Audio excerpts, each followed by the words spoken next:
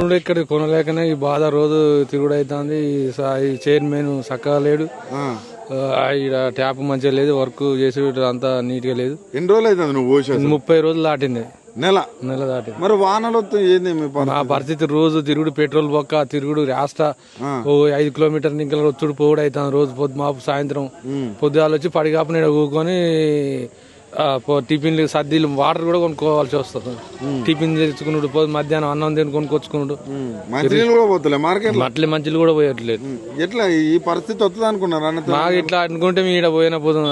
ఇంత ఇబ్బంది తీసుకుపడతారు అనుకుంటే ఏమంటే కాంటాయిల్ అయితే సప్లై మంచిగా సప్లై అవుతుంది. కాంగ్రెస్ వచ్చినాక మీ రైతుల పరిస్థితి ఘోరంగా ఉన్నది. ఇంకా ఓట్లు పోసి ఆడ 15 రోజులు అవుతుంది. ఆ ఓట్లు కూడా అట్నే తడతాను ఆడ. ఓట్లు కూడా ఉండలేదు. ఓట్లు కూడా మొత్తం నీకు 5 ఎకరాలు ఉన్నది. 5 ఎకరాలు రైతు భరోసా అన్నారు.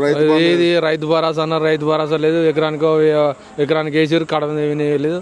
ఎక్కడ దక్కడనే వచ్చిన రైతు పండుగలు చేస్తారు కదా. ఏం పండుగలు వేస్ట్, అనవసరంగా రోజులు పెట్టిరు వేస్ట్. ఏ పండుగ వచ్చిన కానీ ప్రభుత్వం ఏం స్పందించలేదు.